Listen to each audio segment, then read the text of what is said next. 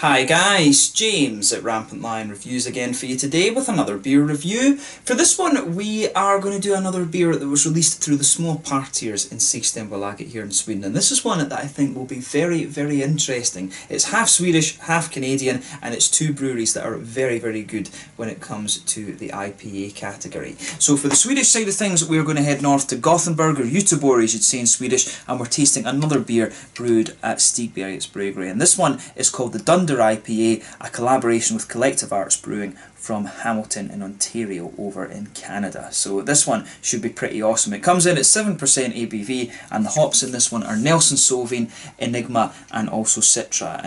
Nelson Sauvin and Citra we've known for a long time. Enigma is one that's really getting its name out there recently. From Australia, it gives you some of these lovely kind of green grapey, white grapey kind of qualities that you'd expect of the Nelson Sauvin, but it's also got this really interesting kind of red, fruity, and almost slightly melony quality to it. It's a very interesting hop, that one, so really looking forward to trying this one. I think a very good hop bill here, and both breweries, as I say, very good with the IPA category, so it should be interesting to see what happens when they knock heads together. So yeah, looking forward to this one, and as always I hope you guys enjoy my take on this beer. This is one of two collaborations that these two breweries did together. The other one is a Blueberry Berliner Weiss, and you will see that reviewed in the next couple of videos.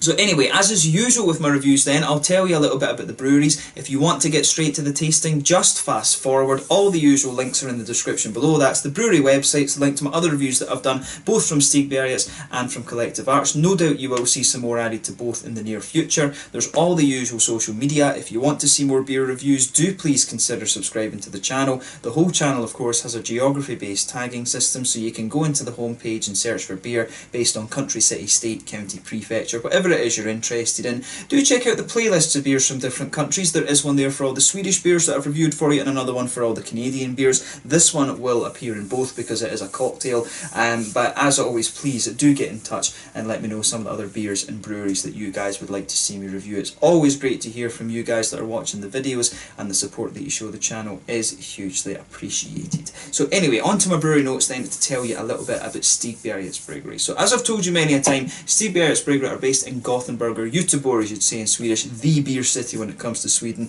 and they were founded by Nils Hultkrantz and Richard Simonsson. The pair own two bars in the city that share the one kitchen, the Bar Chino and the Hagebjörn's Cafe, and they're located on Linnegatan, and both opened back in 2007. So originally the idea was to brew a few beers that they could sell in the bars, and this led to them kegging the beers and then selling it on to other pubs before eventually they began bottling them in November of 2014, and this later led to them getting their beers into Systembolaget as well. So their original beers were mainly English and German styles, but more recently they started expanding into the American beers, and this is where they really made their name. Their original head brewer was Ole Andersson, who's the co-owner of OO Brewing, who also makes some very awesome stuff, and he was replaced for a period of time by Barnaby Struve, who was one of the vice presidents at Three Floyds Brewing over in Munster in Indiana in America. But they've also recently opened up a new brewery at Partihalarna, where they're brewing about 5,000 litres at a time, and they're also beginning to work on some sour beers as well, so some very exciting times in the future for Stigbergets, I'm sure. But they also started selling their beers in these 440ml cans, and this will help them export quite a bit more as well. But they now have a brew team of Ollie Banks, who was involved at Beavertown, and also Lucas Monroyd, who previously worked for All In Brewing. So a very good brew team there. And they are experimenting quite a lot with different IPAs and things like that. The beers where this brewery made their name, of course, was the GBG Beer Week 2016, I forget the exact year. The Amazing Haze is a lovely IPA as well, and also the new and improved GBG Beer Week one is very good as well. So if you try the Amazing Haze from Stigbergets, you know that is the beer that is probably best known from them. It's just an awesome IPA, that. So if you get the chance to try any of the Stigbergets beers, I really would recommend Amazing Haze. But they are a very good brewery, and it's one that's pretty much known throughout Europe these days because of those IPAs that I mentioned. Narangi from OO Brewing is the other one that kind of set that trend in motion, if you like. But that's all you really need to know about Stigbergets just now. If you want to learn a little bit more, you can check out the brewery website, and of course you can follow them on Facebook as well. They have become more prolific in the last couple of years and months, if you like, because of the change of brewer, I think. and the expansion of capacity. So there are more and more beers coming out from Stigbergets in recent times. So Facebook and Instagram is probably the best way to keep up to date with that. So anyway, on to the Canadian side of things then. So Collective Arts, as I mentioned to you earlier, are based in Hamilton in Ontario, and they were founded back in 2013 by Matt Johnson and Bob Russell. So Matt comes from a marketing background, and he'd worked in the beer industry for a number of years and worked with the Moosehead Brewery, who are one of the big, quite well-known macro breweries, I guess, throughout Canada. But Bob came from a branding background, and he ran his own business before getting involved with the brewery. So the brewery itself is based in the former brewery of Lakeport Brewing Company, which is leased from the Hamilton Port Authority, and they share this facility with Nickelbrook Brewing, and it's known as the Arts and Science Brewery. But the current brewmaster at the brewery is Ryan Morrow, and he's also the brewmaster for Nickelbrook Brewing, for whom he's worked since 2006. But the whole idea behind creating the brewery was apparently to bring together local artists, musicians and filmmakers and photographers around the sociability, basically, of craft beer. So if you go into the brewery and their tap room and things like that, they've always got these paintings and stuff from local artists, and they've got music shows and things like that from local musicians, which is really cool actually, because they believe pretty much that brewing beer is an art and it can help bring lots of different people together. And you know, in fairness, it does. You really see that over in Copenhagen, which I would argue is one of the you know, the best beer cities in the world these days. Copenhagen really is pretty damn special, I have to say. I'm quite lucky to live as close to it as I do. But yeah, it's cool to see a Canadian brewery really getting their name out there and you know, producing all these beers that everyone seems to love. For a long time, of course, in Europe we really just got American beer, so it's cool to see Collective Arts getting out there a little bit more, particularly over here in Sweden. We do seem to get quite a lot of the different beers from them, so I need to make sure I review them a little bit more regularly for you as well. And they are exporting over to Scotland as well. I know some of the English guys that are doing beer videos too, Craig and Harry and all of them, are reviewing quite a few of the Collective Arts beers. So yeah, a Canadian brewery that seems to be on the up, and the quality of the beer that they are producing, in my experience, is very, very good as well. But that's all you really need to know about Collective Arts. If you want to learn a little bit more, you can check out the brewery website in the description below, and as always you can follow them on Facebook and Instagram, and that will keep you up to date with all the latest goings on there. But let's get on to the actual tasting of this beer itself then. We can get rid of the brewery notes and get on with the tasting. So, as I mentioned earlier, this one is 7% IPA. I suspect it will be a New England IPA because it has wheat and oats in it. Hopped with Citra, which is the lovely mango flavours, of course, from America, Nelson Sauvin, the white grapey notes from New Zealand, and also the Enigma, which is an up-and-coming Australian hop, my apologies, with some nice green grapey aromas as well, and a little bit of a red fruity quality from what I remember. But there you can see the nice artwork on this one. This is one of these cans that will annoy the camera a little bit, but there you can see both brewery symbols on the back of it as well. This one is a 440ml can. These are the ones that I always complain about. I don't get why in Europe they don't just stick to the half litres or the 330s. You know, we've done that for years. They seem to be copying the American breweries with this stupid fluid ounce system or whatever that they've got over there, but this is somewhere along the lines of an American pint. You do get more beer, which the Scottish side of me wants to say is very good, but I don't know, my scientific mind just wants to say no, half litre, and that should be it. But yeah, nicely presented beer nonetheless. I've got my complaining of the can out of the way, but yeah, let's get it out and we will get on with the tasting then. So yeah, nice little bit of smoke on the opening, and ooh, that smells pretty good, I have to say. So let's get it out and we will get on with the tasting then. Little bit of an aggressive pour there, but yeah, we can leave it at that and let it settle. I've got most of it out of the can. I would say about 4/5, about 80% of it out of the can. But yeah, as you can see with this beer, if I hold it up to the light, it's quite a bright yellowy colour, this one. It does have a little tint of an orange to it, but I'd say this is mainly a kind of yellow coloured IPA. There's about a finger and a half of a frothy, I would say cream coloured head on this one. It's not a perfect white head in my opinion, but it looks pretty much as you would expect from a New England IPA. Nothing overall particularly surprising about this one in terms of its appearance. One or two big bubbles sticking towards the side of the glass, a few little ones just heading up towards the bottom of that head, and you can see the head is just kind of going down there a little bit, which is quite nice. So yeah, let's take a closer look at the aroma and just see how we get on with this one. I think this will be a very interesting beer in terms of its aroma. Oh yeah, that's really interesting. It's almost like a battle between these three hops, to be honest with you. So You can smell the mangoes from the Citra. They're just they're almost sitting back a little bit. But the Nelson Sauvin and the Enigma seem to be punching their way out a little bit more. You can pick up, as I say, the mangoes are the backbone, but these green, white, grapey qualities that you'll get both from the Nelson Sauvin and from the Enigma are kind of sitting in there as well. They're quite subtle in the background, but it does seem like a little bit like a fight for those green grapey notes to come out, and also for the sort of red fruity side of things from the Enigma. So yeah, when you smell this one, when you smell this beer, it really has a little touch of a kind of, is it cranberries? It's not quite raspberries. I always remember the Enigma hop having this really nice red fruity note to it, and you can pick that up in this beer. So yeah, there is a little touch of a kind of raspberry, red berry kind of thing coming out of this one, which is really cool. I never thought these are those kind of fruits you'd get out of the hops right enough, apart from if you added them to dark malt. So to have an IPA that's got these kind of red fruity flavours and aromas in it, I think is pretty cool. But yeah, some nice red curranty, I don't know if it's cranberries or exactly what it is, but yeah, it's definitely got a little touch of that to it. The nice green grapey notes, like I was saying. You can pick up a little touch of lychee, I think, which will be one of the complexities that's coming out from the Citra. The Citra can also give you a little bit of gooseberry, so maybe the sort of green grapey notes in this beer are masking it a little bit. But yeah, and also you've got those mangoes sitting in the background too. The one thing I'll say about this beer as well is that the malt does have a good bit of presence. It has this almost dusty kind of wheaty quality to it. It's quite interesting that actually the wheaty side of this beer almost smells a little bit dusty. You've got a nice kind of how do you say? You've got a nice little touch of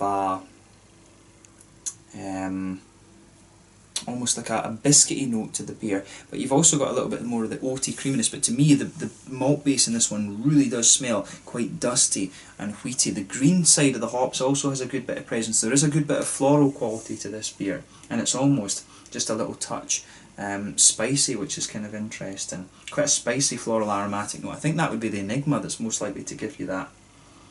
But yeah, a lovely fruity juiciness to this one. It's a very interesting blend of fruity qualities that you get out of this beer.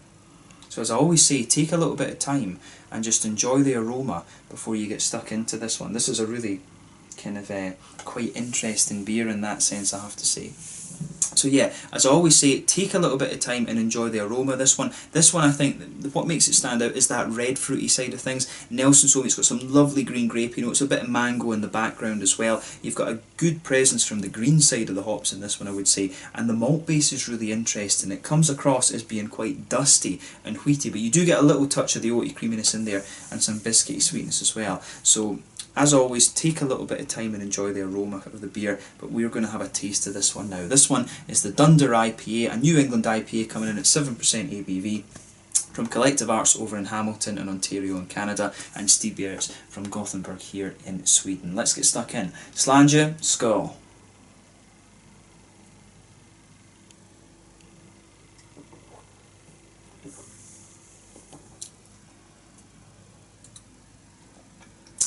Yeah. It's pretty nice actually. It's very, very smooth. That's the first impression that I'm having of this one. It's a very smooth, very kind of easy drinking IPA, this one.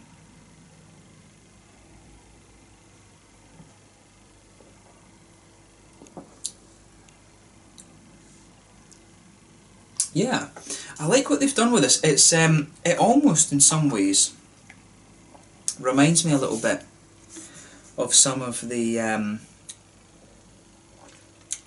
you know, not quite the ale farm beers. It has a little touch of ale farm to it, and they have this almost lactosey quality to their IPAs. But the thing that's really striking me about this is it's just how smooth the malt base is, although in fairness it does dry out a little bit later on, and again you start to get this almost, so it's almost like a kind of dusty wheat quality to the beer, which is interesting. But the flavours do go together quite well in this one, and it's quite an easy beer to drink.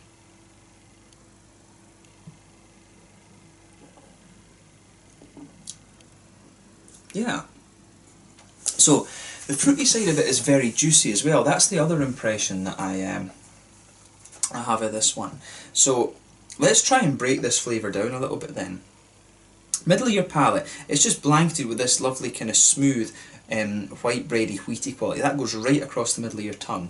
As you progress a little bit further into the aftertaste, you can feel middle of your palate just open up a little bit. You start to get some of the kind of creamy notes from the oats, and then in the very centre of your palate you've got a little touch of a kind of biscuity sweetness as well. And those flavours, I mean, the malt base is quite simple, but the thing that's striking me about this is really just how smooth it is, and it does almost have this slightly, it does almost just have this slightly dusty, wheaty quality to it, which is quite interesting. It's almost like, you know, you've taken the bread straight off the breadboard with the flour on it, you know, and it's kind of, the malt base is almost just a little bit like that, and I like that actually. It's kind of an it's quite interesting, pardon me, to have a slightly different kind of just take on things. I feel like it's almost just like a slight change of pace, which is good.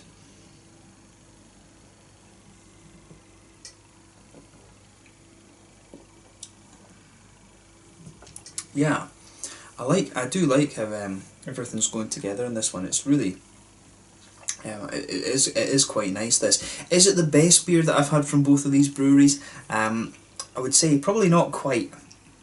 I mean, this one, it isn't quite at the same level as the likes of the Amazing Haze, and the first IPA that I had, I do forget the name of the one from Collective Arts, it's not quite on that level as well. But is it nice and is it drinkable? Yeah, and as I say, the thing that's really getting me about this one is just how smooth and kind of wheaty this one's kind of turning out, although in fairness it does have the slightly more creamy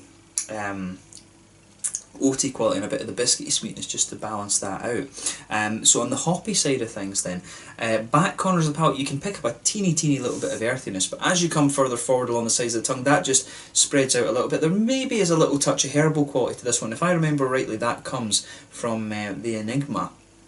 I feel like there is a little touch of an almost herbal quality to the green side of the hops, but as you come further forward along to the front corners of your palate, you start to get a little bit more of the floral, grassy side of things, and round the very front curve of the tongue, it's just a little bit lighter and more grassy, which is what you would expect.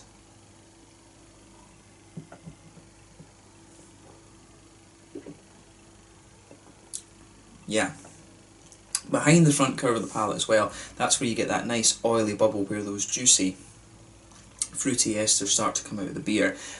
With this one, you know, if you go to the very back of that oily bubble, there's a little touch of that darker, slightly more, it's not quite, I don't know if sour is the right word, but it's just got that slightly darker grapefruity quality to it. In front of that, you can really pick up the mangoes from the citra hop in there. But if you come towards the front of the tongue, that's when you start to get the green grapey qualities, both from the Nelson Sauvin and from the Enigma in this one. And they come out a little bit more into the aftertaste. Initially, it's more about the grapefruit and the mangoes, and then it just, the palate just kind of moves on a little bit, and you get these green, the sort of green-white grapey qualities out of the beer. If you just go behind the very kind of front part of the tongue, you can pick out, there is a little touch of a gooseberry, lychee kind of thing in there, but you can really start to pick out these red fruity notes from the Enigma popping out here.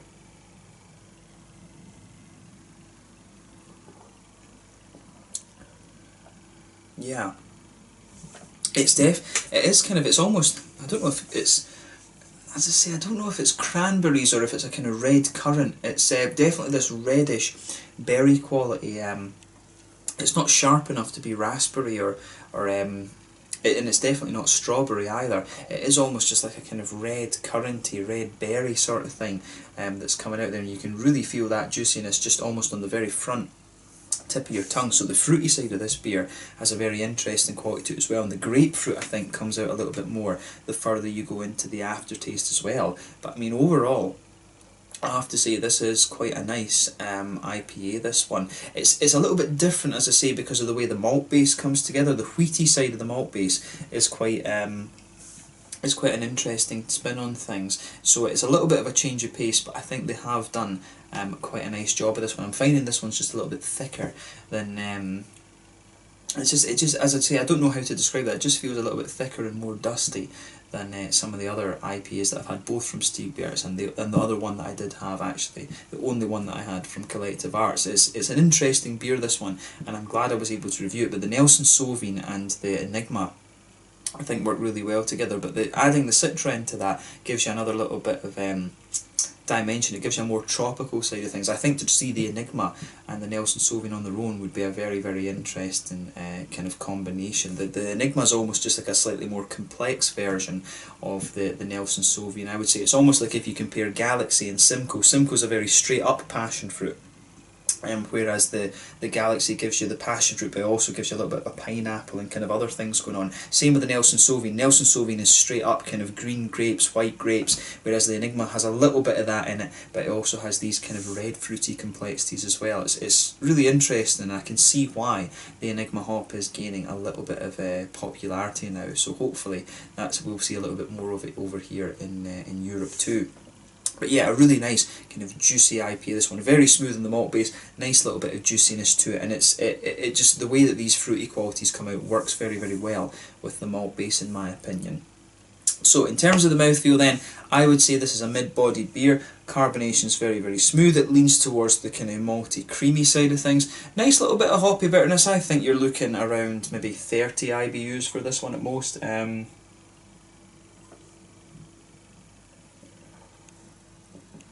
Yeah, I think about 30 IBUs at most for this beer, maybe even 25, a little bit less.